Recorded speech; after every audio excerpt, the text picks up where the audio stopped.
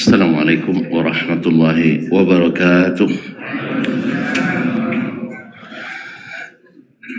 Alhamdulillah, nahmaduhu wa nasta'inuhu wa nastahdihi wa nastaghfiruhu wa natubu ilaih wa na'udzu billahi min syururi anfusina wa sayyiati a'malina. May yahdihillahu fala mudilla lahu ومن يضلل فلا هادي له أشهد أن لا إله إلا الله وحده لا شريك له وأشهد أن محمدا عبده ورسوله لا نبي ولا رسول بعده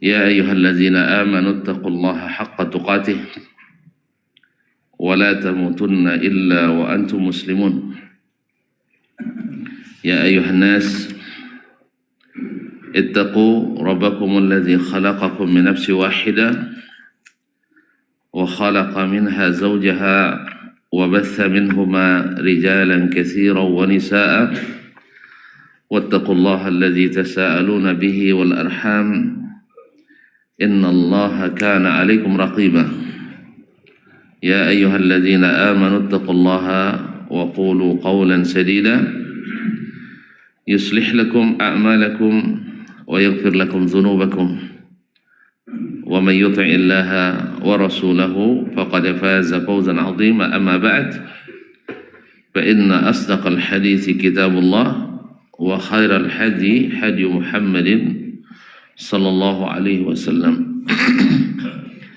وشر الأمور محدثاتها وكل محدثة بدعة وكل بدعة ضلالة وكل ضلالة في النار. Kaum muslimin, kaum muslimat, al-hadirin wal hadirat wal musyahidin wal musyahidat, jemaah salat subuh di Masjid Ubay bin Ka'ab radhiyallahu taala anhu Pekanbaru, ataupun yang menyaksikan melalui media live streaming dimanapun berada. Alhamdulillah, kita bersyukur kepadanya. Di subuh ini kita masih menjadi bagian dari undangannya dan diberikan kita kesehatan, diberikan kesempatan dan insya Allah keikhlasan untuk datang mengabulkan undangan itu, bertamu kepada yang Maha Kaya dan Maha Pemurah. Tentu kita berharap Dia memberi lebih dari yang kita harap. Oleh itu mari kita bersyukur pada kesempatan ini. Mudah-mudahan nikmat ini senantiasa kita dapatkan sampai kita menyelesaikan misi dan visi dan misi kehidupan. Salawat dan salam kepada Nabi alaihi salatu wassalam yang sangat menitik beratkan untuk mengabulkan undangan Allah ini, khususnya subuh. Bahkan beliau menyebutkan bahwa salat subuh ini salah satu dari salat yang paling berat bagi orang-orang munafikin. Athqalus salati alal munafiqin salatul isya wa salatul fajr. Salat yang paling berat bagi orang munafik adalah salat isya dan salat subuh. Alhamdulillah, Allah ringankan bagi kita tanpa ada paksaan kita datang. Mudah-mudahan itu tanda bahwa iman kita sedang mekar insyaallah, berkat ajaran Nabi alaihi salatu wassalam. Oleh itu banyak-banyaklah bersalawat dan salam kepadanya. Kaum muslimin, kaum muslimat dirahmati Allah, tak terasa dia semakin dekat. Oleh sebab itu kajian kitab Aqidatus Salaf kita undur sebentar, karena kemarin kajian hari apa ya, Rabu ya, Rabu waktu terbatas, sehingga saya dituntut lagi ya untuk menyambung. Salah satu dari amalan andalan di dalam bulan Ramadan, sama-sama kita ketahui atau sama-sama kita tak ketahui, bahwa amalan utama di bulan Ramadan puasa, kemudian salat, qiyamul Ramadan, kemudian Al-Quranul Karim, syahrul Ramadan alladzi unzila fil Quran, disebut dengan syahrul Quran. Kemudian adalah al-jud wal karam, yaitu kedermawanan, pemurah, infak dan sedekah. Kemudian bulan berdoa, karena salah satu sebab dikabulkannya doa adalah dengan berpuasa. Kemudian apa lagi? Ini amalan-amalan utama dan amalan-amalan mengikutinya. Tentang puasa, tuan-tuan juga sama-sama tahu bahwa puasa adalah kesempatan mencari keuntungan tanpa batas, tidak ada nisbahnya. Boleh mengambil laba dan keuntungan sebanyak-banyaknya, dan yang memberi adalah yang maha pemberi, dan bila memberi tak pernah kekurangan, maha kaya, maha pemurah. Jadi dia beri lebih daripada yang kita hitung. Coba tuan-tuan cari orang memberi gaji keuntungan sampai 70.000 kali lipat, kan nggak ada kan? Yang 1.000 kali lipat aja nggak ada. Ini yang para pedagang, ada yang pernah dapat keuntungan 1.000 kali, maksud saya 1.000%? Ambil untung 50% aja, ada moka-moka orang kan? Apa mahal katanya kan? Ini enggak, Allah beri keuntungan minimal 1.000%. Asra amthaliha, al-hasanatu bi asyri amthaliha. Satu kebaikan dilipat gandakan 10 kali lipat. 10 kali lipat, 10 kali 100%. Ila 700 dhi'fin, sampai 700 kali lipat.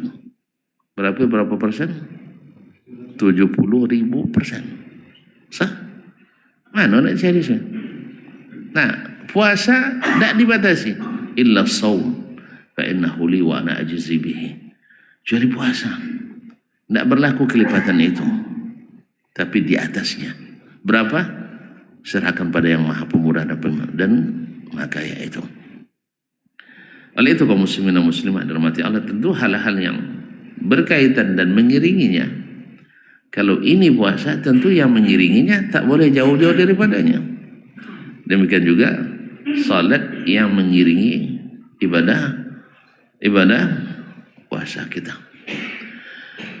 Nah, kemarin kita sudah bahas bahwa Allah Subhanahu wa ta'ala, Nabi alaihi salatu wassalam menjadikan tiga kesempatan mendapat ampunan itu dalam tiga hal. Satu, man sama Ramadan imanan wa ihtisaban. Dua, man qama Ramadan imanan wa ihtisaban. Tiga, man qama lailatul qadri imanan wa ihtisaban. Jadi siapa yang puasa karena iman. Apa makna iman? Meyakini ini kewajiban dari Allah dan melaksanakannya karena taat kepada Allah. Wahtisaban, dan karena menginginkan balasan hanya dari Allah. Baru dikatakan seorang itu muhtasib bila pekerjaannya tidak diupah kecuali oleh Allah SWT dalam niatnya, dalam niatnya. Tapi kalau dia diupah oleh orang untuk pekerjaan itu, dibolehkan atau tidak? Ini pada termenung semua. Boleh. Boleh. Misalnya meruqyah orang dengan Al-Fatihah seperti dilakukan oleh sahabat Abu Sa'id Al-Khudri. Sah? Lillah. Tapi karena orang itu tak mau menyambutnya sebagai tamu, bersyarat pula. Lillah, kemudian harus ada upah. Boleh tak? Hah? Apa bukti bolehnya? Nabi minta bagian. Nabi minta bagian. Dan tidak suruh orang itu mengembalikan. Bahkan dia tegaskan lagi, khairu ma tu'jaruna alaihi al-Quran. Sebaik-baik upah yang kalian dapatkan adalah dari Al-Quran. Makanya di zaman Al-Quran itu diagungkan orang, bukan dilakukan saja, diagungkan. Maka pemerintah waktu itu memberi gaji untuk pengajar Al-Quran, gaji yang sangat bergengsi. Tidak banyak dong. Kabarnya zaman Umar hanya 10 dinar.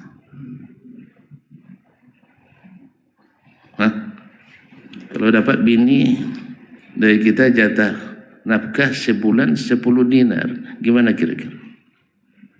Bini awak bukan bini presiden ya, kelas-kelas kita lah.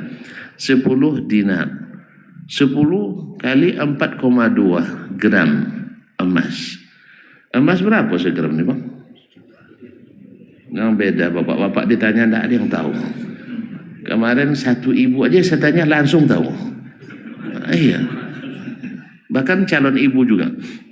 Saya tanya berapa? 1 dinar. Langsung dia 1 gram 1.600.000 katanya. Masya Allah. Memang beda. Kita tidak mengikuti harga pasar. Sah? Baik. 1.600 kali. Hah? Bukan kali 10 bang. Kali 42. Hah? 4 kali 1, 40. 4 kali 6, 24, 66 juta. Tambah 2 lagi, ada kurang 2 lagi ya. Nah, subhanallah, kaum muslimin dan muslimat lebih kurang 70 juta. Ada gaji TPA ya. 70 juta sebulan. Ada. Yang disembunyikan lah. Nah, kalau ada saya nak daftar, biarlah ngajar TPA aja lah saya. Biarlah nak gengsi jadi dosen. Hah? Dah saya nak ngajar S2, S3 lah. Ya biar ngajar TPA. Nah, tapi jelas kaum muslimin kalau di bawah sudah meluap tentu naik ke atas. Sahih? Kalau gaji TPA sudah 10 dinar, itu dosen? Itu. Makanya kalau saya punya teori dalam ilmu manajemen, kalau saya pimpinan naikkan gaji saya naikkan yang paling bawah. Apa sebab? Kalau di bawah dinaikkan, di atas pasti naik. Otomatis. Tapi kalau kita naikkan gaji yang di atas, di bawah semakin tertinggal. Sahih? Ini ilmu-ilmu yang belum banyak dapat oleh kebanyakan para pengambil kebijakan. Sahih bang? Iya enggak, ngaku dulu bang. Yang banyak dinaikkan yang paling atas dulu, sah? Asal itu buat timbangkan. Dulu yang di bawah tidak dinaikkan. Anggaran dah habis. Anggaran dah habis. Coba kalau di bawah sudah naik, yang di atas belum, bisa dicarikan anggaran. Kalau tidak percaya serahkan ke saya. Bisa carikan anggaran. Jelas? Ada aturannya. Ini tanya orang dewan tahu dia aturan. Cuman masalahnya yang sering kita pikirkan yang naik gaji yang di atas dulu. Makanya tolong ajarkan ya kepada murid-murid tuan-tuan yang mengambil kebijakan, nak naikkan gaji, gajikan gaji yang paling bawah, yang di atas otomatis naik. Enggak sih? Wih. Iya, kalau stafnya sudah naik 2,5 juta, yang dulu itu gaji kasihnya, kemana tinggi kasih berkabakmu? Kabak tinggi ya?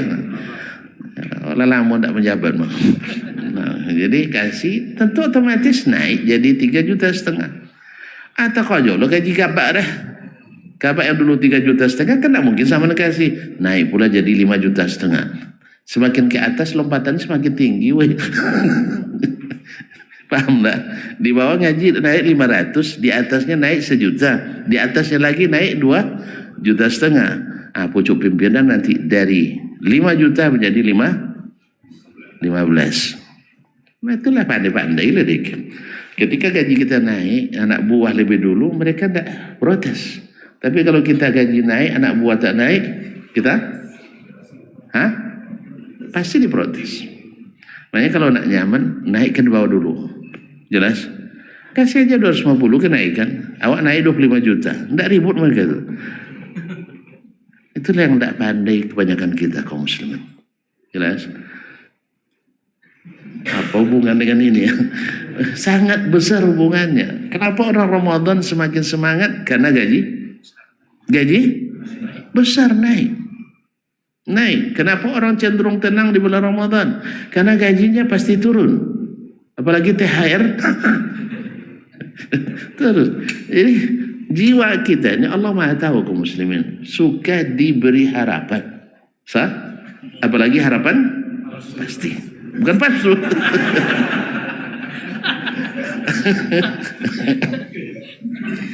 Ustaz Buya suka harapan palsu. Apalagi harapan pasti, bukan harapan palsu. Jadi oleh itu kaum muslimin semua dirahmati Allah. Nah, salah satu amalan yang meringi Ramadan yang diberikan balasan yang sangat besar adalah ibadah qiyam. Nah, dalam pelajaran sebelum ini kita sudah sebutkan yang namanya qiyamul lail, menghidupkan malam. Sudah mulai sejak awal malam. Sahih? Awal malam dimulai dengan terbenamnya matahari.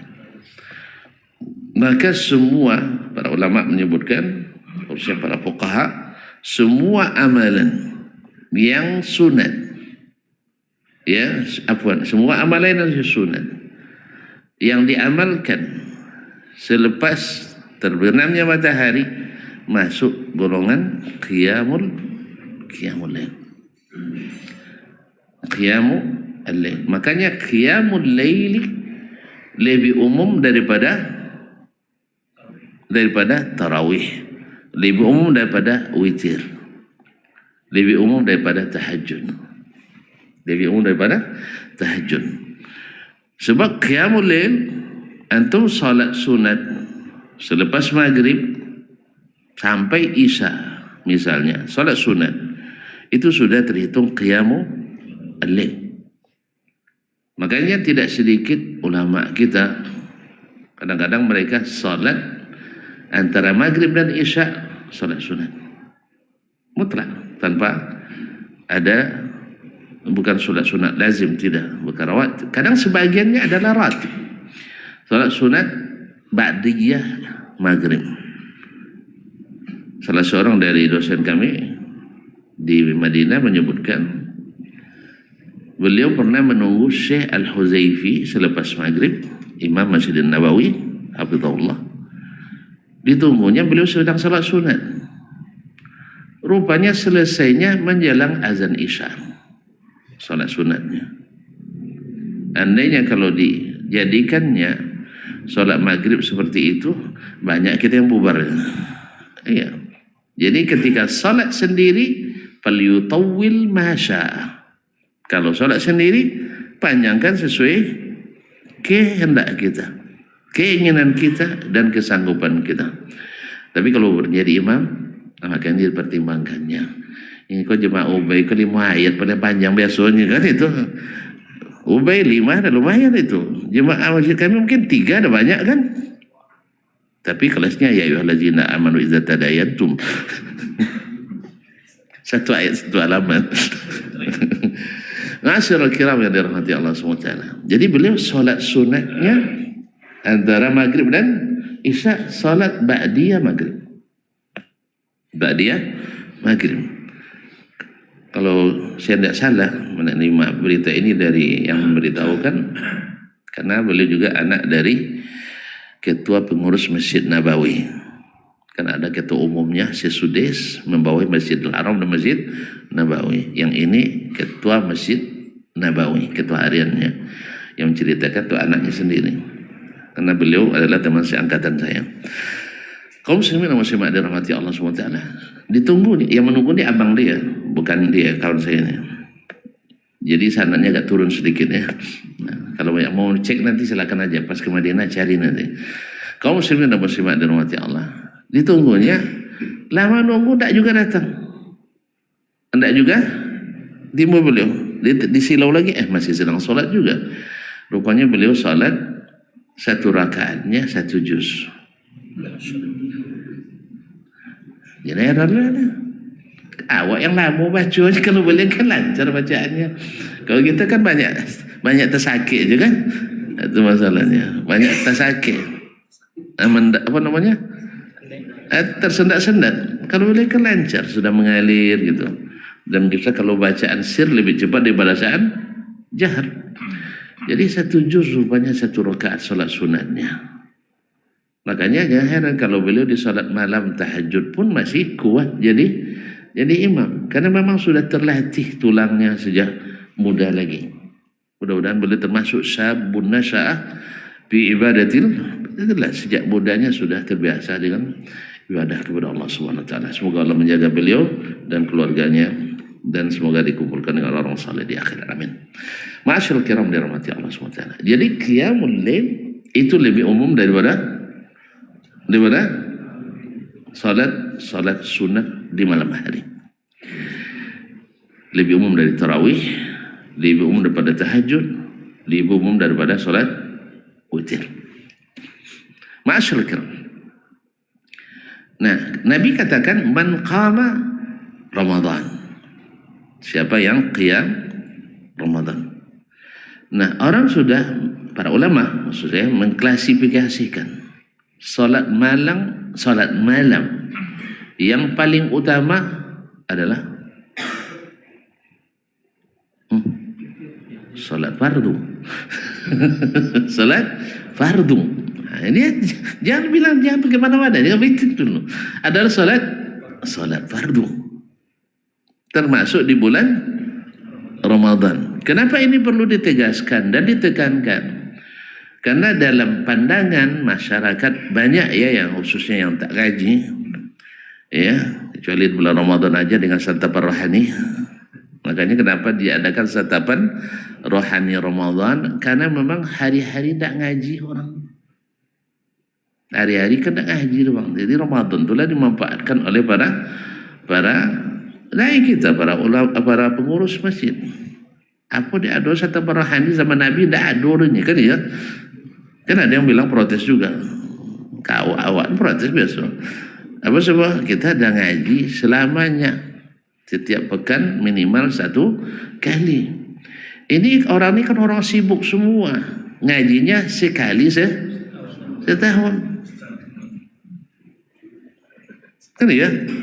Sekali Isra Mi'raj, sekali Maulid Nabi, sekali Nuzul Quran, sekali Tahun Baru Hijriyah, PHBI. Selebihnya tak sempat Ustaz. Wah sibuk sana. Tanya berapa kerja dalam sehari? Alhamdulillah kerjanya sehari 8 jam. Kalau saya 3 kali 8 jam Pak semua. 3 kali 8 jam. Nah, jadi saya diuntungkan ngaji terus karena disuruh ngisi. Serius ini. Tapi kalau kawan tidak rela saya di sini, saya turun. Ya silakan. Kalau saya ada kosong, ada guru yang hadir, insya Allah saya duduk di situ. Makanya ketika pergi umroh itu sebenarnya senang saya. Apa sebab? Ada kesempatan duduk di majelis ilmu di bawah. Rupanya sakit pinggang, rupanya lama di bawah. Iya, karena sudah gemuk begini. Dulu tidak terasa, masih kayak tuan-tuan ini berat 49 dulu, itu tidak terasa. Sekarang belas 94 itu yang payah. Ini gara-gara nikah tuh. Makanya jangan nikah lagi dah. Iya. Nah, tapi malah yang gemuk belum menikah, nikah lagi. Allah Ustaz. Baik kaum muslimin dan muslimat dirahmati Allah. Jadi apa tadi? Nikah itu ya. Santapan rohani Ramadan diadakan karena untuk mengaji. Jadi banyak yang berasumsi bahwasanya yang paling afdal salat di bulan Ramadan adalah salat tarawih. Buktinya ada, dan itu tidak sedikit dulu. Sekarang saya tidak nampak lagi. Dulu banyak dari bapak-bapak itu, abang-abang itu salat isyaknya di rumah. Karena kebanyakan makan waktu bukan. Jadi kedua, khawatir nanti salat tarawihnya panjang. Jadi nanti takut basi, akhirnya maghrib dilambatkan. Jadi diselesaikan betul semuanya. Yang nampak pecal disantung. Yang nampak lemang digulung. Apalagi nasi, Masya Allah, 3 kali tampu. Itu mana pecal tadi? Jadi kaum muslimin sehingga tidak tolak toga, langkai aja lah anaknya. Langkai aja lah. Tidak tolak narik kaki. Akhirnya kadang-kadang sholat isya berjamaah, mengejar sholat tarawih. Alasannya apa? Ada juga dalilnya. Sholat tarawih itu kalau sempurna dengan imam sampai selesai seperti sholat semalam. Sahih? Seperti sholat semalam. Masya Allah. Kalau kita tahu, dia tidak tahu bagaimana kronologinya. Waktu itu Nabi di malam ketiga atau malam keempat, bukan Ramadan. Dia kan salat, pernah memimpin salat tarawih di 2 malam atau 3 malam. Riwayatnya falamma kana al-lailatus tsalitsah, ketika malam ketiga, awir rabi atau keempat. Jadi apakah Nabi 2 malam atau 3 malam, berdasarkan riwayat ini ada keraguan perawi, tapi yang penting pasti Nabi mengimami salat tarawih. Di malam pertama Nabi salat sampai menjelang subuh. Hatta, kata Anas yang meriwayatkan, hatta yakad yafutuna al-khair, sampai kami hampir tidak dapat kebaikan. Apa yang maksudnya kebaikan? Sahur. Sampai kami tidak dapat sahur. Malam kedua Nabi sholat bersama mereka sampai tengah malam. Kira-kira tambah banyak jemaah karena sampai menjelang subuh ke barat, atau tambah sedikit? Di sini tambah sedikit. Malam itu sampai tidak muat masjid, kata perawi. Abdullah bin Umar menceritakan sampai masjid iqtadha bin nas, sampai tidak muat lagi di masjid. Ma'asyar kiram dirahmati Allah SWT.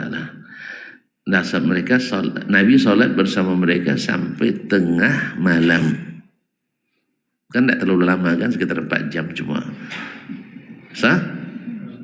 Bagi mereka selesai witir bersama Nabi SAW, mereka bilang, ya Rasulullah, semacam ada keberatan, somasi lah bahasa somasi berat itu ya. Semacam permintaan lah kepada Nabi SAW, ya Rasulullah, laula nafaltana baqiyata lailatina hazihi, kenapa tidak lanjutkan saja macam semalam? Nah, kalau kita alhamdulillah daripada kemarin hampir tidak sahur kita katanya, syukurlah alhamdulillah. Kalau mereka tidak, makanya kaum muslimin orang yang menikmati keindahan munajat itu tidak terasa. Makanya betul kata pepatah orang tua kita, karena hati mati, karena mata buta. mengikuti nikmatnya mata sampai buta kita tidak terasa. Makanya orang sekarang si rabun nonton kadang sampai rabun dia nonton main apa namanya game-game ini sampai jam 3 malam. Ini musibah game itu luar biasa. Auzubillah. Saya pernah melihat teman ya, waktu itu komputer di kamar kami itu kan cuma satu. Kalau sempat dia duluan lepas isya itu tidak bakal saya bisa nulis lagi. Jam 3 masih bukan ngetik tapi nembak. Yang ditembak itu terus sampai 3 malam. La haula wala quwata. Akhirnya bebannya pas salat subuh saya juga yang jadi petugas membangunkannya. Dia yang buat kerja, awak yang jadi. Dia kalau tidak dibangunkan berdosa saya kan. Saya terpaksa bangunkan sampai bangun. Padahal dia sendiri yang sana. Nah, makanya kadang-kadang berlomba sih ya. Ambil makanan di dapur umum. Habis itu bawa ke kamar, tidak makan di sana. Takut dia duluan. Akhirnya ngetik sambil makan. Nah itu. Nah, ketika dia datang, udah duluan kamu udah semangat katanya. Iya. Alhamdulillah kalau saya terbatas. Ya, kalau saya terbatas paling lama jam 12 selesai. Habis itu baru diambil alih kemudian. Ini musibah kaum muslimin. Sampai tidak terasa jam 3 belum tidur bang. Itulah karena mata buta, karena hati mati. Artinya orang kalau sudah menikmati dengan hati, tidak peduli dia badannya letih. Sahih? Maka dia bilang kenapa tidak diteruskan sampai besok, sampai seperti semalam. Nah disinilah kita dapat hadiah. Sahabat bertanya, awak yang dapat hadiah murah meriah. Bukan hadiah yang murah, kerjanya murah, tapi hadiahnya meriah. Apa itu? Man shalla ma'al imami hatta yansarif kutiba lahu qiyamu laylah. Siapa yang salat apa? Salat apa mereka tadi? Salat tarawih bersama imam. Siapa imamnya tadi? Nabi SAW. Kalau kita pengikut Nabi lah. Nah, pengikut Nabi SAW sampai selesai dituliskan pahala salat semalam suntuk. Ini salat sunat kawan. Ini salat sunat. Jangan gara-gara yang sunat ini hilang salat wajib semalam. Apa itu? Man shallal isya'a fi jama'atin faka'annama shalla nisfa lailah. Siapa yang salat isya' berjamaah seperti salat wajib setengah malam. Wa man shalla subha fi jama'atin faka'annama shalla al-laila kullah. Siapa yang salat subuh besoknya berjamaah lagi, maka seperti orang yang salat semalam suntuk. Salat apa? Wajib. Oleh sebab itu yang paling afdal daripada salat malam di bulan Ramadan dan di luar Ramadan adalah salat salat wajib. Salat wajib. Jelas? Salat wajib yaitu salat isya, salat maghrib, salat subuh itu. Kalau dihitung maghrib sudah masuk malam atau dihitung subuh karena dekat dengan malam dianggap salat, tapi tidak dihitung salat siang itu. Subuh dihitung salat siang. Nah, itu lebih afdal daripada salat tarawih. Kemudian saya ingat kembali kemarin bahwasanya bila bertentangan salat tarawih dengan salat sunat isya, kita lakukan salat sunat isya dulu. Nah, salat sunat isya dulu baru salat tarawih bersama imam. Tapi kalau kita di rumah Tidak solat isya berjamaah pula, tarawih juga tidak berjamaah. Boleh solat tarawih di rumah tanpa jemaah? Tidak. Kalau solat sendiri bukan solat tarawih. Karena solat tarawih itu syaratnya berjamaah. Bahkan sebagian ulama mengatakan mesti di masjid berjamaahnya. Ingat itu. Mana salat tarawih di rumah soalnya tidak tarawih namanya. Itu salat malam. Bukan, jangan salah paham pula itu tidak salat dosa. Salat kenapa tidak pula? Tapi salat tarawih masih berjamaah. Di sinilah letaknya perbedaan salat tarawih dengan salat tahajud, dengan salat witir, dengan salat sunat lainnya. Bahkan sebagian ulama mengatakan tadi salat tarawih wajib di masjid. Tapi yang sahih wallahu alam adalah pendapat ulama yang mengatakan sah di luar, maksudnya bukan di masjid.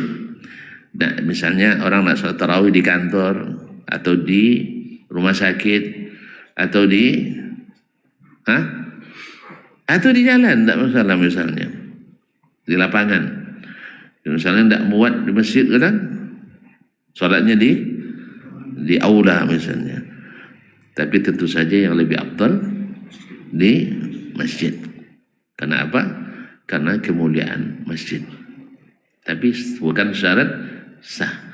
Tapi kalau namanya sholat tarawih mesti berjamaah. Lain mandang. Baru kaji ini sana. Iya. Tuh aja. Tidak akan temo. Nah. Sebab kaum muslimin dan muslimat dirahmati Allah SWT, makanya didudukkan kalimat qama Ramadan, melakukan qiyamu Ramadan, itu mencakup semua jenis amal ibadah malam hari, bukan hanya salat tarawih. Nah, salat tarawih lebih khusus dari salat malam lainnya. Kemudian salat tarawih hanya ada, yang pertama tadi salat tarawih mesti berjamaah. Yang kedua salat tarawih hanya ada di bulan Ramadan. Maka jangan dilewatkan. Jangan dilewatkan.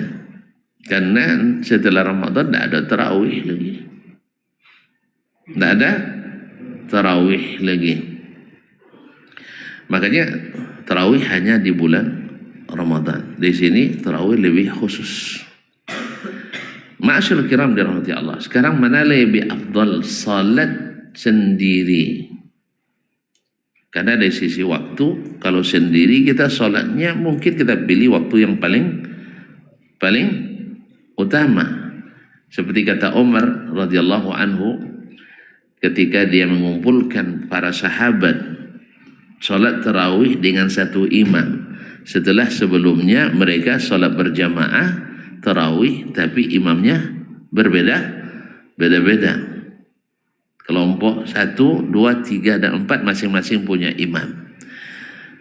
Lalu Umar radhiyallahu anhu melihat, ya kalau mereka bersamaan salatnya, suaranya saling mengganggu. Sah? Oleh sebab itu Umar menyatukan mereka dalam satu imam. Siapa? Imamnya yang dulu di zaman Nabi pernah juga jadi imam dan disebut oleh Nabi bahwa yang mereka lakukan qad asabu, mereka sudah melakukan yang benar. Berarti salat tarawih berjamaah secara syar'i dasarnya Al-Quran, sunnah Nabi SAW, sunnah fi'liyah, karena Nabi pernah melakukannya. Yang kedua sunnah taqririyah, Nabi membolehkan sahabat melakukannya berjamaah. Dan yang ketiga adalah ijma'. Banyak yang menukil ijma', seperti Imam Ishaq bin Rahuyah dan lain-lainnya mengatakan bahwa salat tarawih dilakukan secara bersama-sama, atau qiyam Ramadan yang disebut hanya dengan tarawih dilakukan secara berjamaah, dasarnya sangat kuat sehingga tidak perlu diragukan lagi untuk mendirikan salat tarawih di masjid-masjid atau di tempat manapun menurut pendapat yang kuat. Tapi kalau menurut pendapat yang mengatakan harus di masjid, berarti tidak boleh dilakukan di selain masjid. Makanya kalau ada pilihan, Ustaz, saya kalau di masjid tidak ikhlas Ustaz, tapi kalau di rumah ikhlas dengan keluarga. Iyalah, di rumah itu imamnya sehingga nampak hebatnya. Kalau di masjid Ustaz imamnya sehingga hebat awak tidak nampak dah. Saya ragu dengan keikhlasannya. Sah? Yang kedua, di rumah antum bebas menentukan kecepatannya. Sah? Di luar, di masjid antum harus sabar mengikuti imam. Sah? Makanya di rumah antum bisa dengar kelas wadduha sampai an-nas. Sah? Di masjid satu juz semalam gitu. Asal itu saya lebih ikhlas di rumah Ustaz. Saya ragu dengan keikhlasan antum. Ya, kecuali antum buktikan bahwa antum sholat lepas isya sampai menjelang subuh. Kami tidak bisa di Masjid Ubay Ustaz. 2 jam, tidak sampai 2 jam dah selesai. Awak 4 jam itu masih sedikit, kata. Ayalah, ahlan wa sahlan. Nah, saya nak ikut seperti Nabi sholat dulu misalnya kan. Ayalah. Jadi kaum muslimin dan muslimat dirahmati Allah, yang ikhlas begini saya ragu itu. Nah, sama dengan Ustaz, saya kalau berimpak Ramadan tidak ikhlas Ustaz, biarlah simpan aja dulu, setelah Ramadan tidak ada juga impak itu dong. Nah, ya di musim banyak pahala, banyak untung, tidak mau dia berniaga. Mana mungkin dia berniaga di musim untung soi. Tahu soi? Seret. Tentu lebih paham bahasa orang pada bahasa sini nampaknya. Soi. Masih apa bang lah? Untung soi. Di musim panen dia tidak memanfaatkan, masa di musim-musim sulit dia memanfaatkan, mustahil. Oleh sebab itu makanya kaum muslimin dan muslimat dari sekarang harus diniatkan berbuat baik di bulan Ramadan. Tidak pun sampai umur nanti sudah dapat pahala nih niat. Jadi jangan ditundur pula sampai nampak hilal dulu. Kalau tidak nampak, dah rugi kita. Maka sekarang rencanakan. Ya Allah, kalau sampai Ramadan saya puasa sebaik-baik puasa. Saya akan berinfak sebaik-baik infak. Saya akan salat sebaik-baik salat. Saya akan menikah. Yang belum. Masa menikah di bulan Ramadan itu? Ya, tanpa bantah nanti. Ini dah Arab-Arab juga tuh tadi bilang itu ya. Kaum muslimin dan muslimat. Dah duduk ya, masalah tarawih adalah pertama disyariatkan dengan dalil. Yang kedua, dia punya sifat khusus dibanding salat malam lainnya, yaitu mesti dilakukan secara berjamaah. Kalau tidak berjamaah, antum tidak dihitung salat tarawih, tapi qiyam Ramadan. Antum qiyam Ramadan. Karena qiyam Ramadan lebih umum daripada salat tarawih. Jelas? Baik. Kemudian saya sebutkan pula secara eksplisit tadi fadilatnya salat tarawih. Fadilatnya salat tarawih. 1, kata Nabi, man qama, lupa lagi, man qama Ramadana imanan wa ihtisaban, bahwa salat tarawih itu menyebabkan dosa kita semuanya diampuni. Para ulama ada yang mengatakan sampai dosa-dosa besar. Sampai dosa-dosa besar. Tapi sebagai lain seperti kata Imam An-Nawawi rahimahullah, tidak, dosa besar mesti dengan taubat. Tapi saya yakin orang yang solatnya malam dengan sempurna, serius, tidak mungkin dia tidak berdoa dalam solatnya tadi. Sah? Tidak mungkin dia tidak akan bertobat insya Allah. Tapi mana tahu lupa kadang. Maka diingatkan, dosa besar mesti dengan bertobat. Apalagi kalau antum sholat di Masjid Al-Haramain Makkah wal Madinah, Masjid Nabawi, rasanya jarang kita yang tidak nangis malam itu. Walaupun sebagian nangis karena rindu sama cucu. Ada memang. Masya Allah, Bapak ngerti yang dibaca imam tadi, nangis nampaknya. Dia dapat kangen sama cucu katanya. Apalah harapnya nangis. Ini Bapak kan jemaah umroh kan. Masya Allah, Bapak ini khusyuk sholatnya kan. Nangis dia. Rupanya ditanya, rupanya kangen sama cucu. Jujur dia, Masya Allah. Nah. Semoga Allah menerima kerinduannya itu dan menerima salat dan air matanya itu. Amin. Kaum muslimin dan muslimat. Yang kedua, tadi menyebutkan ampunan dosa. Yang kedua, baru hadis kita sebut tadi, man shalla ma'al imami hatta yansarif kutiba lahu qiyamu lailah. Siapa yang sholat bersama imam sampai selesai, dituliskan pahala semalam. Bukankah ini keutamaan? Sah? Ini keutamaan yang tersebut dalam hadis-hadis Nabi SAW. Dia ampuni dosa.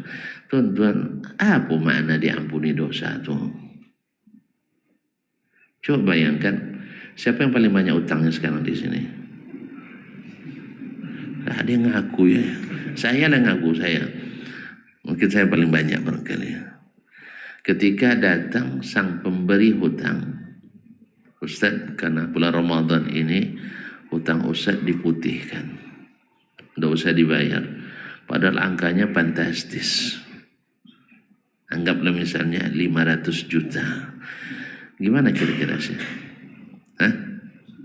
Pas pulang tuh istri minta, "Bih kasih duit 5 juta. Saya kasih enggak kira-kira? Woi, mak enggak juga ya saya. Baru dapat pemutihan 500 juta, istri minta 5 juta untuk belanja kita juga, enggak mau juga. Ayo kedekut betulan tuh. Atau utang banyak. Iya, saking gembiranya kita. Sudah diberikan. Makanya ketika kita dapat janji Allah, hutang dosa kita semua diputihkan, maka berinfak di Ramadan ini terasa ringan. Nampak sih? Apalagi kalau bagi yang banyak dosanya yang nanti hitung lagi. Ini lapang hati kita, pelong. Ini kalau seandainya tidak berhutang, kemana pergi kita? Syarat-syarat, misalnya kelulusan, masuk surga, tidak ada hutang. Kan masuk syarat tuh. Sekarang kalau sudah tidak ada hutang, kemana kita? Masuk surga. Sahih? Misalnya kalau sempat disyaratkan di Masjid Ubay tidak boleh salat tarawih kecuali orang yang sudah bayar hutang. Misalnya, kalau kita ada hutang, berani mendekat? Hah? Saya masjid lain aja lah. Ternyata di sana lebih lagi, bayar hutang dan tambahan denda. Nah sekarang Allah berikan ampunan. Man qama ramadhana imanan wa ihtisaban ghufira lahu ma taqaddama min dzambi. Makanya semangat kita mengejar salat ini karena keuntungannya besar. Dihitung salat semalaman, kemudian hutang-hutang kita lunas, plus tambahan bonus. Lis-shaimi farhatayani. Seorang puasa itu dapat 2 kegembiraan. Farhatun inda fitri, ketika berbuka atau ketika hari raya gembira. Kemudian yang kedua, inda liqa'i rabbih, ketika bertemu dengan Rabbnya. Apa di situ? Di waktu kiamat nanti ada 2 yang akan datang beri syafaat pada kita. 1, puasa. Saya melarang dia untuk makan dan minum siang hari, bahkan syahwat. Nah, oleh sebab itu berikan dia syafaat dariku. Allah beri izinkan puasa memberikan syafaat kepadanya. Datang lagi Al-Quran, yang karenanya kita kan salat baca Quran. Apalagi sampai menjelang subuh tadi. Quran bilang, mana'tuhu minan naumi min ajlik, saya larang dia untuk tidur di waktu malam karena engkau ya Allah, maka izinkan saya beri syafaat, dapat lagi syafaat. Maka siang kita bisa puasa dengan tenang, malam pun kita bisa qiyam dengan senang. Apa sebab? Ini yang kita lakukan ini yang akan membela kita, yang akan mendukung dan mendorong kita untuk cepat dimasukkan ke surga. Antum apa nikmat yang paling nikmat antum rasa di dunia ini? Ini tidak ada yang pernah dapat nikmat. Apa nikmat yang paling nikmat di dunia ini? Makan, saya setuju. Siapa yang bilang makan tadi? Yang bilang makan, siap. Makan pagi antum saya yang tanggung. Dah, berapa? Nah, mungkin 1 juta aja, tidak ada harga makanan di Pekanbaru juta, tidak mungkin tuh. Iya, kalau kelas Pekanbaru 5.000 sampai 10.000 nya. Tapi kalau antum sanggup 5 porsi, saya kasih 5 kali. Siap ya? Nah, sekarang nanti lupa antum pergi. Berapa usulannya Bu ya? Nah, tolong, Syekh, tolong sampaikan Syekh. Baik, ini untuk beliau. Sebentar, ini untuk ongkirnya. Ambil.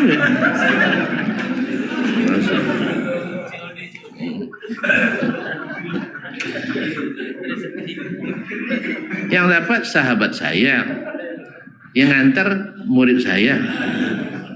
Jazakumullah khair. Terima kasih ya. Hah? Ini baru angin-angin Ramadan. Hah? Siapa? Nggak apa, abang tanpa menjawab. Insyaallah. Barakallahu fikum jami'an. Jadi kaum muslimin dan muslimat yang rahmati Allah. Jadi apa tadi jawabannya saya? Hah? Makan. Iya, nikmat paling nikmat makan. Maka siapapun yang bertanya atau ditanya, apa nek kojo cen itu mana aja? Nak cen makan. Sah? Dia makan. Orang berbantah gara-gara lahan makan. Maka nikmat paling besar makan. Musibah paling besar enggak makan. Sahih? Baik, antum di surga pilih makanan apa saja. Ma tashtahiha ma tashtahil anfus wa la talazzul a'yun. Yang kedua nikmat terbesar setelah makan babi ini. Iya. Ngapain patuh Jawa jo? Awak cinan ke anak Pak Wali. Kalau kelas-kelas kampung sudah tidak termakan kan. Akhirnya pergi merantau ke Malaysia. Dengan harapan 2 tahun pulang dapat meminang anak Pak Wali. Ini bunga desa pula. Jadi kalau udah kenyang ingat senang. Antum di surga pilih berapa saja beda dari. Tapi jangan lupa bawa istri juga masuk. Sebab istri kita lebih cantik dari. Ingat tuh. Maka percantik dia dari sekarang supaya dia bersama kita masuk surga. Maka kalau dia marah-marah jangan ikut marah, minta maaf aja lah supaya dia tidak berdosa. Sebab kalau antum ikut marah pocah pinggan. Jangan coba-coba antum empaskan piring satu nanti periuk dia empasnya kan. Iya, kalau sempat laki-laki dulu, sekarang ya, dulu lain memang. Sekarang sudah ada undang-undang KDRT. Ini tuan-tuan di dewan yang buat. Akhirnya menciptakan wanita-wanita yang pelawan. Pinggan kita empaskan, periuk, baladi, semuanya turun tuh. Apa sebab? Jangan main-main, ada undang-undang KDRT. Alhamdulillah setelah undang-undang ini diberlakukan, kekerasan semakin banyak dalam rumah tangga. Ya tuan-tuan mencari, kata Umar, cari petunjuk kepada selain kitabullah. maka kalian dihinakan Allah. Makanya orang Jerman seperti yang saya bilang buat undang-undang warisan 700 halaman, Bang. Banyak menghabiskan dana sidang untuk itu. Tidak selesai-selesai juga masalah warisan di negara mereka. Salah seorang dari yang ikut merumuskan itu mencari studi banding, tengoknya dalam Al-Quran ayat warisan tidak sampai 2 lembar doang. Tapi di dalam Islam warisan selesai. Akhirnya dia ucapkan asyhadu an la ilaha illallah wa asyhadu anna Muhammadar Rasulullah. 7 ayat itu tidak selesai. Kemudian 2 lembar selesai kalau diterapkan. Cuma masalahnya lah tinggi lah undang-undang adat pada undang Quran. Akhirnya tidak jelas ke statusnya. Ala kusik-kusik boke ustaz. Pohon yang losaknya losen kan. Nah, untung ada PA, pengadilan agama. Kalau ada disposisi ikut selesai di pengadilan agama aja bu. Iya, kenapa tidak dari dulu diselesaikan? Ya, apa tidak ada hak eksekusi lah. Nah, nak dibahas, pohon yang membahasnya sebulan dan sebagainya. Ya dah. Oleh sebab itu kaum muslimin dan muslimat dirahmati Allah mencari kebahagiaan di surga itu. Antum bayangkan aja lah, saya nak makan enak, kalau makan enak ya di surga. Kalau di neraka dah ada cerita makan enak ada je. Karena ada, nggak ada. Darah, nanah, minuman, air mendidih. Mendidihnya bukan 60 derajat Celcius. Jelas ya? Fatuqatti'u am'a'ahum. Saking panasnya memotong-motong usus kita. Ada air yang kita minum sampai motong usus kan tidak ada sekarang. Tapi itu yang kita ingat. Kemudian setelah makan kita dah kenyang tentu ingin senang. Kesenangan dunia yang paling bagus itu adalah istri. Ad-dunya mata' wa khairu mata'ihal mar'atus salihah. Dunia itu kesenangan. Kesenangan dunia yang paling hebat adalah wanita salihah. Dan di surga itu tidak masuk kecuali yang salihah. Maka siapa yang sudah mendapat istri dan merasa surga di dunia, mudah-mudahan di akhirat juga ada di surga baginya. Kalau tidak dapat, bersabarlah. Karena pahala sabar itu tanpa batas. Sebab istri kita itu bukan lawan kita. Lawan debat kalah juga kita. Dia punya hujat lebih banyak dari kita. Hafal dia kesalahan semuanya. Memori tentang kesalahan itu kuat di bagian wanita. Sahih? Jadi untuk debat jangan dicoba-coba. Maaf deh ya, saya minta maaf, selesai itu. Jadi para masyayikh kami mengajarkan dengan ibu-ibu ini, istri kita segera minta maaf. Ya, tapi jangan depan kawan-kawannya. Iya, soalnya kalau depan kawan-kawan nanti ada tuduhan lain dan bahaya. Kami baganya. Ingat, singa jantan itu diatur oleh singa betina. Kalau ada orang baga di luar, pasti di rumah tunduk.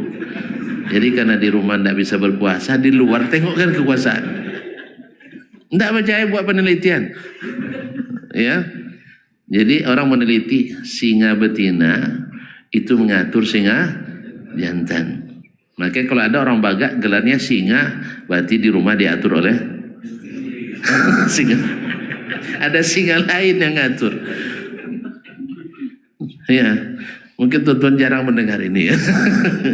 Ini sampai diteliti orang. Ya, maksud saya singa yang asli ya. Tapi saya mengilustrasikan ya singa yang majas, yang tidak asli. Manusia yang digelar singa itu, yang ditakuti di luar, rata-rata takut pada singa yang di dalam. Kalau kurang percaya buat penelitian saya, kalau mau tuntun kasih sampel, saya punya insya Allah beberapa sampel untuk itu.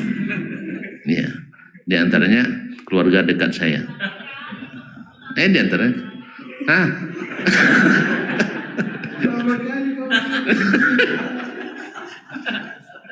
Ada bukti rupanya.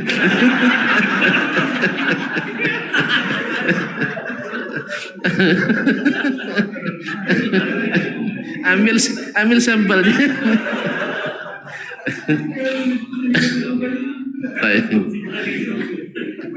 Jadi kaum muslimin dan muslimat dirahmati Allah. Allah Maha tahu kita memang diberikan iming-iming itu bersemangat. Sekaligus diperingatkan dengan bahaya, kita juga akan semangat menghindar.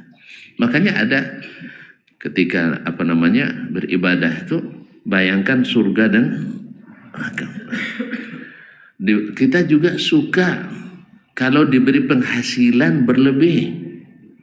Kita suka bonus, Misalnya di tempat supermarket ini beli 3 dapat misalnya mangkok, padahal sudah naik di situ 2 kali harga mangkok itu. Setelah diteliti, rupanya kita terkecuali antara. Nah, tapi kita memang suka, tapi Allah kan tidak berlaku itu. Memang bonus.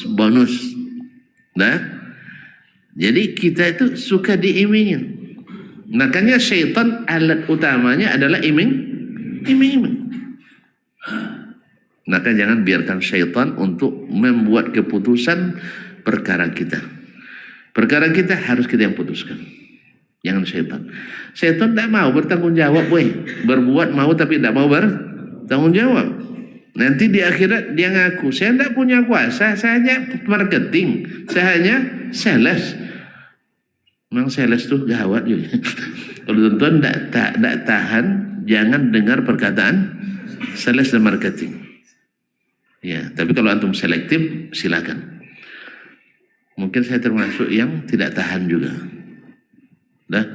Memang pandai dia cara untuk ini. Jawab ini, jawab ini, jawab ini, jawab ini. Pokoknya kikat KO juga.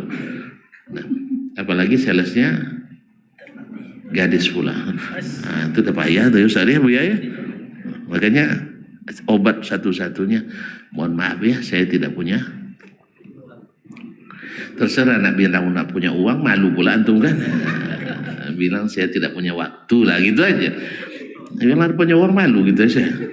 Nah, awak dokter, dosen. Dia bilang tak punya uang, malu tak ya? Bilang mohon maaf saya tidak punya waktu atau tidak punya minat. Gitu aja lah. Terserah. Subhanallah. Sampai di mana tadi? Salat tarawih. Fadilatnya sudah, hukumnya sudah. Taib. Nah, apakah salat tarawih dengan salat witir satu paket atau tidak? Tahu mana satu paket atau tidak?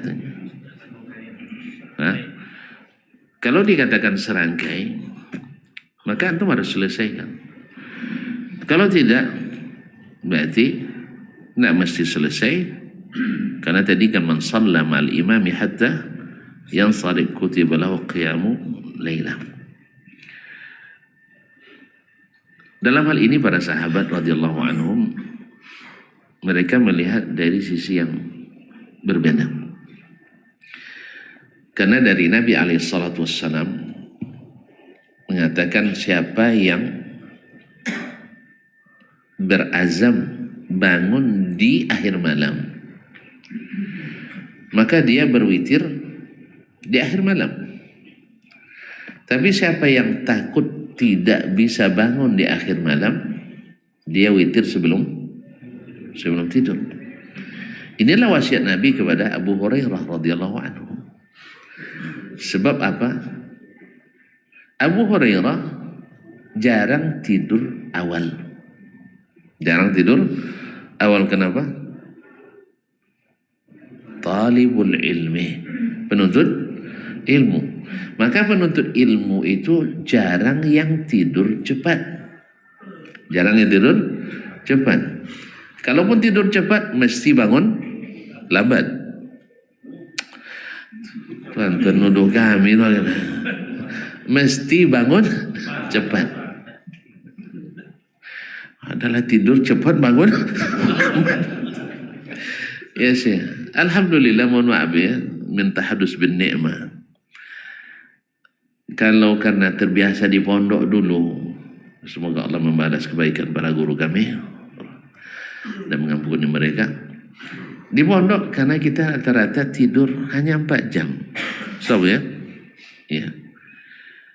Karena nanti muzakarah setelah Isya ya sampai jam 11. Kadang-kadang karena asyik berdebat sampai jam 1. Nanti jam 4 sudah dibangunkan lagi minimal. Membangunkan tahu tuan, belek. Tuh belek? Iya, kaleng. Diisi dengan kerikil. Itu dibunyikan di telinga kita. Cuman tidak bangun. Nah, kalau tidak selesai dengan itu, bawa air di ember, disiram. Tuh, cuman tidak bangun. Setelah itu nanti kena rekes. Ya, sebagian pondok namanya jasus. Ada intelnya, mencatat. Siapa yang lambat bangun, dicatat. Kalau kami namanya direkes, request. Ya, katanya diambil dari bahasa Belanda oleh Buya dulu. Direkes, nanti buka baritnya hari Ahad. Orang-orang yang terlambat bangun subuh, itu bahasa maju. Dapat 5 hadiah. Sampai bidik ada bang. Tahu bidik? Bidat. Berbekas. Memerah. Ya, sejam dah hilang panasnya. Ya, kalau sekarang jangan coba-coba. Ya, ke kantor polisi gitu. Nah. Alhamdulillah kasih 5. Yang lebih parah itu kadang orang-orang yang nonton ke ADB-nya. Dulu kan teman hiburan kita kan ADB namanya. Nah, itu tidak terhitung tuh. Dari kaki sampai telinga kena. Obatnya lari. Kalau obatnya lari. Kalau tidak lari, Buya tidak berhenti merotan. Jangan coba. Dah hijau-hijau kan. Pulang ke rumah. Ngadu ke ayah. Bukan dia ngadu ke polisi, enggak. Itu nambang yuknya. Nak ditambah. Ya, ditambahnya. Kamu ke sana bukan untuk nonton. Kamu ke sana bukan untuk tidur. Kamu ke sana bukan untuk bersenang-senang. Tapi untuk menuntut ilmu. Nah, besok dah besar baru kena senang-senang. Nah, cuma sebagian orang enggak senang juga nengok ustaz senang. Sah? Enak aja dia katanya. Allah musta'an. Dah lama dia menderita minimal 7 tahun. Sah itu di pondok. Ya, makan tidak ada cerita sebanyak tadi makan pagi itu dia. Banyak kawan-kawan tuh cerita tuh. Ambil goreng 5, hitung 2. Ya, tapi saya alhamdulillah tidak pernah buat ya. Alhamdulillah. Ya, tapi kawan-kawan banyak. Tapi alhamdulillah rata-rata udah jadi orang balik lagi ke ET itu. Teh, lalu banyak deh tenggoreng teh. Apa sebab duit tak ada, perut lah lapar. Kayaknya ET itu maklum juga nih. Semoga Allah memberi beliau pahala yang luar biasa ya. Berapa banyak perut-perut lapar itu yang walaupun tanpa izin. Tapi rata-rata pulang balik dan dapat kerja di luar, balik ke pondok lagi cari keluarganya. Ini saya mungkin saya tidak tahu, tidak terhitung lah. Tapi yang jelas diberi lebih gitu biasanya. Ya, tapi tidak banyak, tapi susah juga ngitung jumlah. Allah musta'an. Jadi kaum muslimin dan muslimat dirahmati Allah. Makanya yang susah-susah itu dulu Allah berikan kelapangan. Setidaknya kelapangan hati. Kelapangan hati. Makanya ketika menjelang tamat di Madinah dulu saya telepon salah seorang senior saya, kalau pulang ke Indonesia lihat ada kojo bahasa apa dek kojo mannya piti tidak adornya.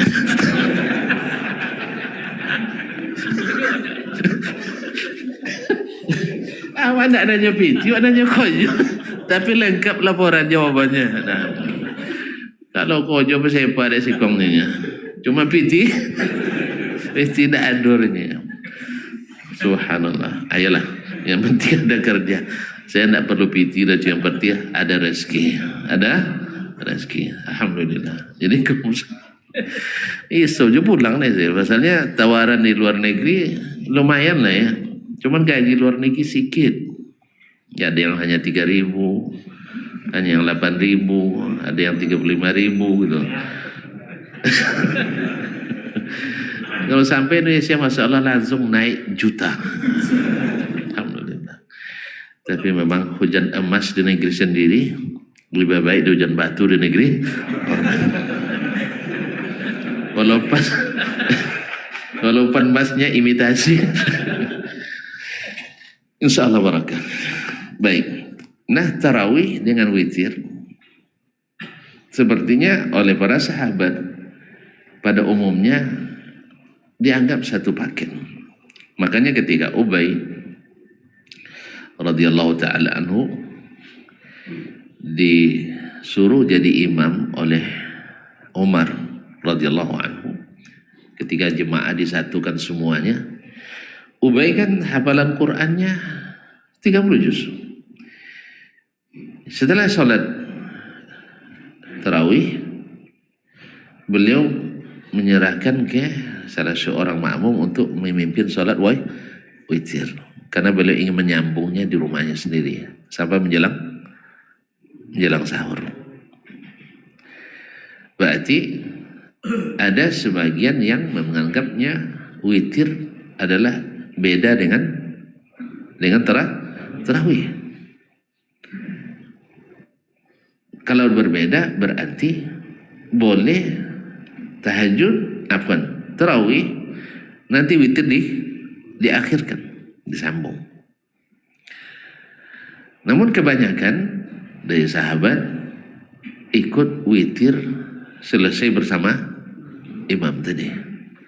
Karena Nabi mengatakan man shalla mal imam hatta yansarif kutiba lahu qiyamu lailah. Tapi ingat kaum muslimin dan muslimat, mereka sholatnya seperti tadi. Ya, seperti tadi. Ada di antara mereka yang khatam Quran sekali 3 malam. Berarti semalam 10 juz. Kalau kita, Alhamdulillah tetap dapat pahala sholat semalam. Cuman kelasnya beda. Itu gimana? Yang 10 juz dengan yang 1/10 juz, ya kan? Yang 10 juz dengan 1/10 juz tentu beda. Kan sebagian besar sholat jemaah kita, khususnya di negeri kita ini, kan hanya 1/10 juz ya. 2 lembar. Oh, 1/20. 1/10.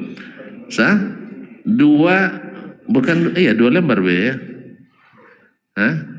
Setengah halaman kali 8. Nah, ada pula yang kerjanya yang targetnya mengejar yang muri rekor muri, sholat tarawih paling cepat. Tahun lalu berapa? 7 menit lebih ya. Sebelumnya kan 12. Tahun lalu udah pecah rekor baru. Tahun ini dan ini tidak tarawih namanya, karena tarawih itu daripada tarwih, yaitu santai, bisa istirahat. Bahkan sebagian bisa antara 2 rakaat dengan 2 rakaat itu menyelesaikan hajatnya, nak makan lagi, atau sebagian kadang-kadang bisa tidur dia sebelah itu. Jadi santai. Tapi kalau eksekutif seperti itu tidak santai. Oleh itu kaum muslimin dan muslimat dan mati Allah, nah bila dan pada umumnya mereka selesai bersama di witir sekali. Nah, apa beda witir dengan salat tarawih? Witir itu khususnya tarawih itu salatnya dua rakaat sekali salam. Lalu apa bedanya tarawih dengan tahajud?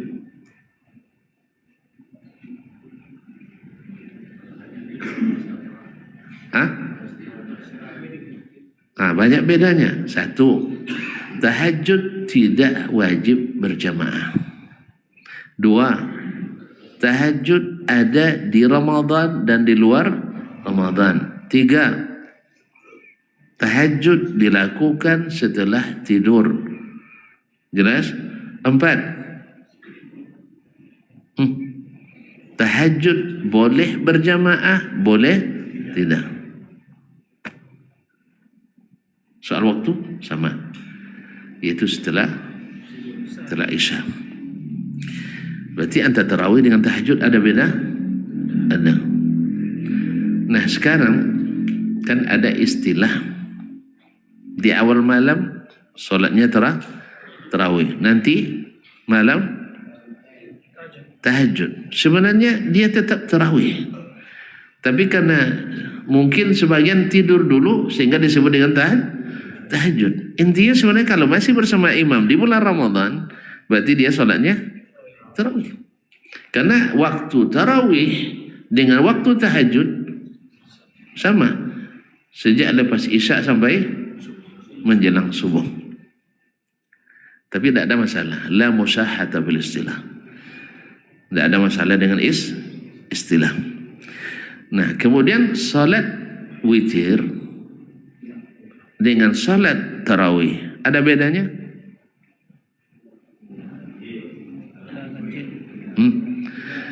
Beda. Salat tarawih mesti berjamaah, dan ada yang mengatakan mesti di masjid. Salat witir tidak mesti berjamaah, tapi boleh berjamaah. Kemudian bilangan rakaatnya terbatas. Kalau tarawih tanpa batas. Di sini tak benar. Kalau ini ketika kita membedakan atau melihat ada perbedaan antara witir dengan tarawih, banyak pertanyaan yang bisa terjawab nanti. Banyak pertanyaan yang bisa terjawab. Seperti berarti kalau gitu solat tarawih boleh lebih dari 11 rakaat. Saya bilang itu bukan salat tarawih yang 11 rakaat. Yang 11 rakaat itu adalah salat witir. Salat witir terbatas hanya sampai 11 rakaat. Itu makna hadis Aisyah radhiyallahu anha, Nabi tak menambah di Ramadan, di luar Ramadan lebih dari 11 rakaat. Adapun salat malam, salat tarawih itu lebih umum, yaitu Nabi mengatakan salatul laili masna. Salat malam itu dua rakaat. Dua dan Nabi tidak membatasinya. Dan itu yang dipahami oleh para sahabat, sehingga ada yang mereka yang salat sampai 23 dengan witir. Ada yang sampai 36 rakaat seperti sabit dari Umar bin Abdul Aziz dan lain-lainnya. Walaupun sebagian ulama meragukan lebih dari 11, tidak boleh nambah lebih dari 11 dengan witir. Terus mau dikenakan riwayat 13, karena Nabi juga pernah salat 13 dengan witir. Oleh itu kaum muslimin dan muslimat rahmatillah, perbedaan kedua antara tarawih atau tahajud dengan witir adalah kalau witir boleh lebih dari 2 rakaat. Kalau salat malam tadi 2 rakaat. Kalau witir boleh lebih dari 2 rakaat sekali salam. 3, 5, 7, 11 bukan tanpa salam. Tidak sudah salam kan? 3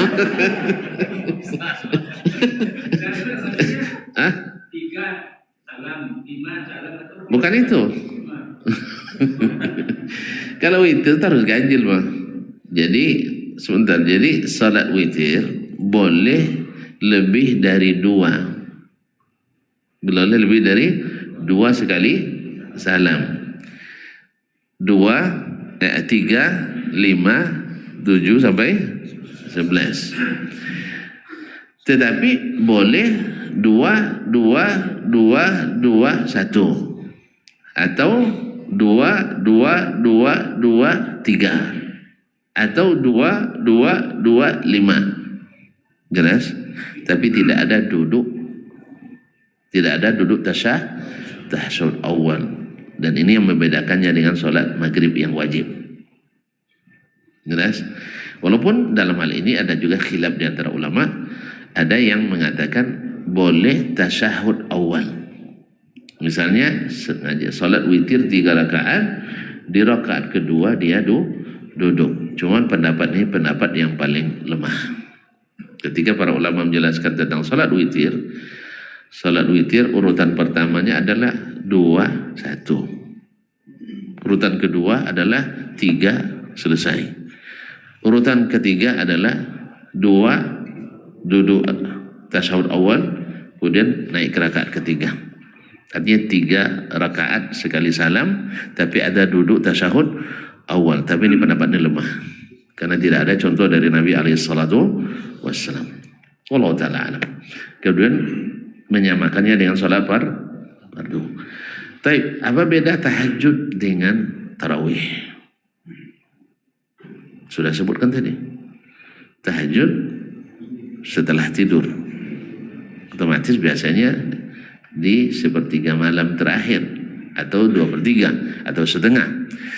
Taib, dari 1/3 malam terakhir mana yang lebih afdal? Yang ujung apa yang di pangkal?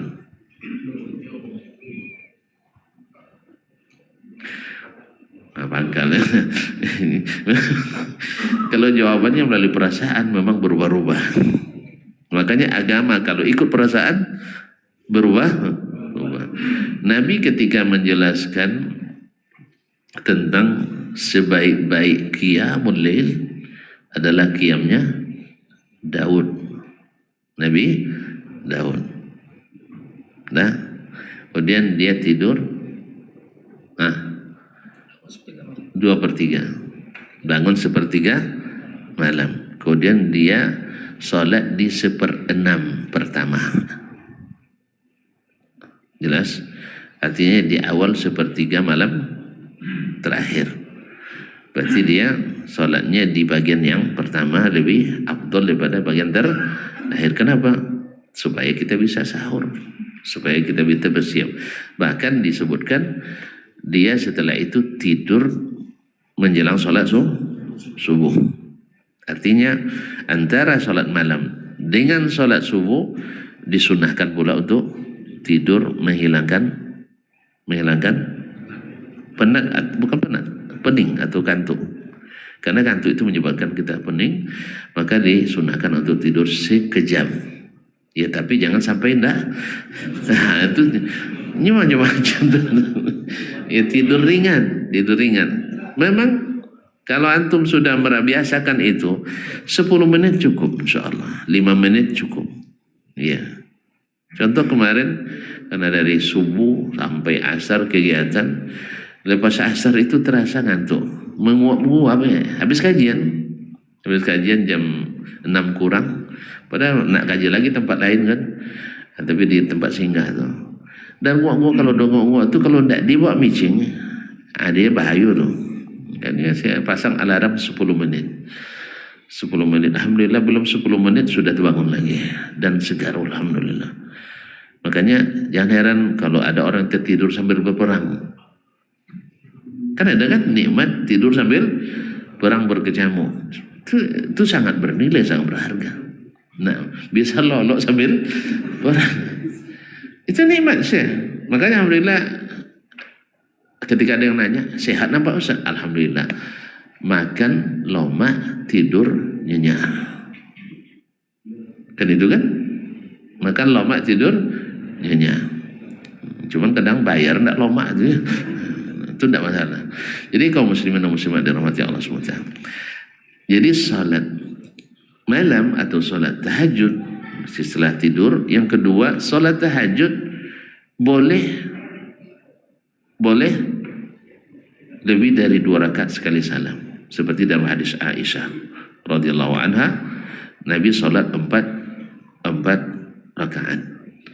Tapi tarawih mesti dua berdasarkan hadis Zaid bin Khalid Al-Juhani. Saya melihat salat Nabi di bulan Ramadan, lalu dijelaskan 2 rakaat. Ini tafsir yang disampaikan oleh para fuqaha kita. Nah, kemudian kaum muslimin dan muslimat dirahmati Allah. Sekarang ada orang yang salat bersama imam sampai selesai salat tarawih. Karena kebiasaannya adalah salat di penghujung malam. Nah, dia juga ingin salat di penghujung malam, tapi ingin juga dapat pahala seumur hidup. Semalam suntuk kaum muslimin dan muslimat. Nah, apa yang dia lakukan? Kalau tadi merujuk pada amalan sebagian sahabat seperti Ubay bin Ka'ab radhiyallahu anhu, dia tidak ikut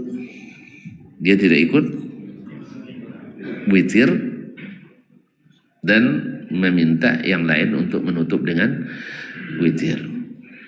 Di sini kita paham bahwa witir dan tarawih tidak satu paket, bisa dipisahkan. Jelas? Nah, wallahu alam. Maka ini yang dilakukan oleh sebagian sahabat. Sebagian besar mereka adalah salat bersama imam sampai selesai, sampai witir. Nah, bagi yang tidak witir tadi, lalu dia bangun lagi malam, dia itu tentu akan witir lagi nanti. Karena Nabi katakan, ij'alu akhira salatikum bil-laili witran. Jadikanlah salat terakhir kalian malam hari adalah witir. Dia aman dari semua sisi. Makanya ini adalah martabah ula. Tingkat pertama bagi yang ingin bangun lagi di malam hari nanti. Di malam hari nanti. Nah, cuman apakah dapat pahala tadi?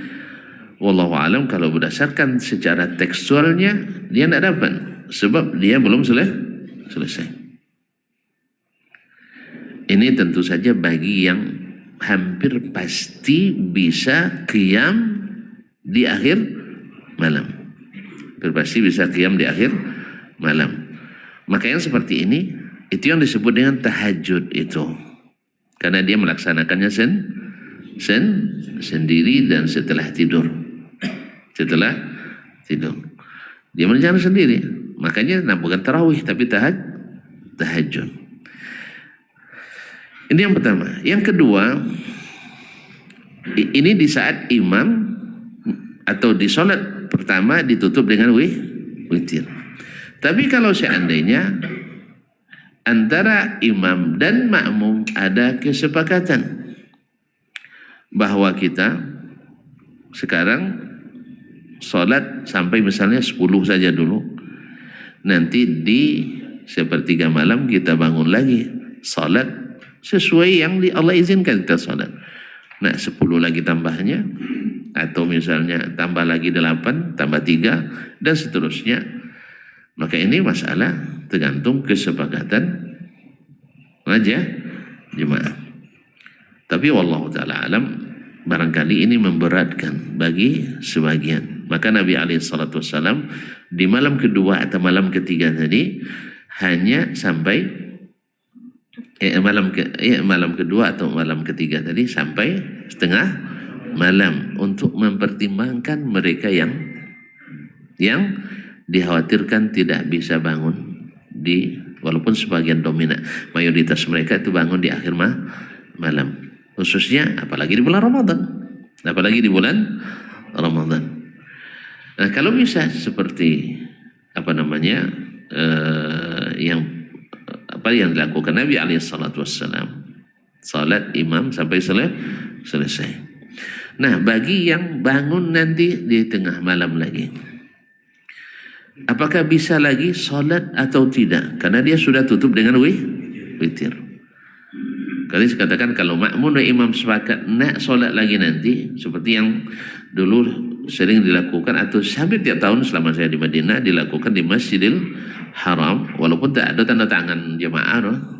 Cuman sudah diketahui secara urf bahwa di sepertiga Ramadan, pastinya 10 malam terakhir, itu di Masjidil Haram, Masjid Nabawi, imam salat 20 tarawih di awal malam, nanti di jam 1 kita sambung lagi dengan salat malam bersama imam sampai sekitar jam setengah 4 atau sekitar jam 3, nanti ditutup dengan witir. Yang seperti ini tidak ada masalah. Apa sebab? Tidak ada witir 2 kali setengah dalam satu malam.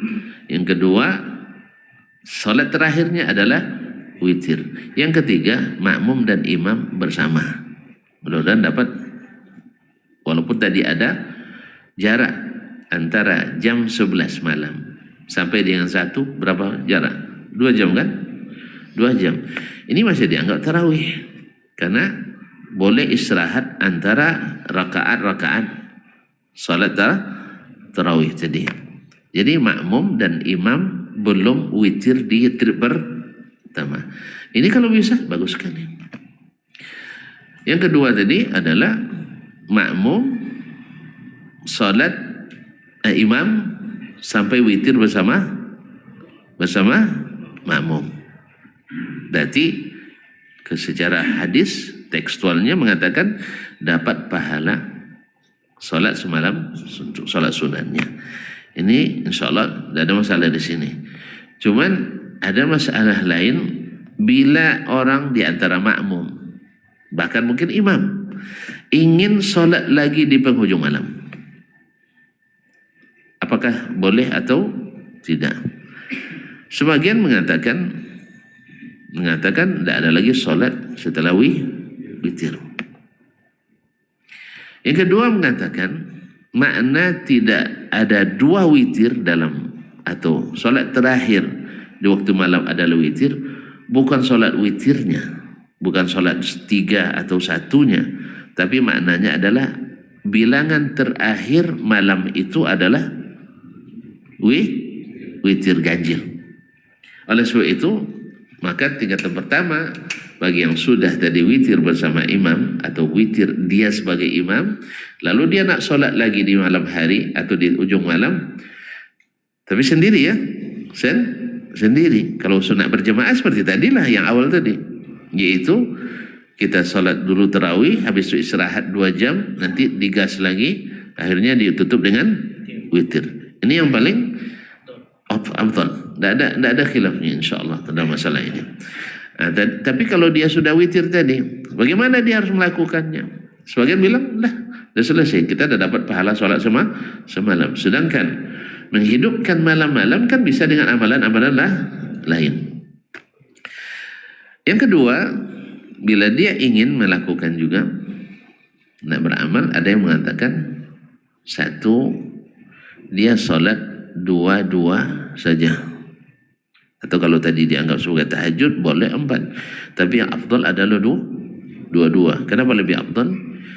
Lebih banyak bacaannya, lebih banyak gerakannya. Takbiratul ihram lebih banyak, salam lebih banyak, salawat lebih banyak, dan seterusnya. Makanya yang afdal itulah 2, dan itu yang selalu dilakukan Nabi SAW pada umumnya. Maksud sesuai juga dengan sabda Nabi SAW. Maka dia salat 2 ila masya Allah. Habis itu selesai. Berarti bilangan salatnya malam itu adalah ganjil. Innallaha witrun yuhibbul witra fa'autiru.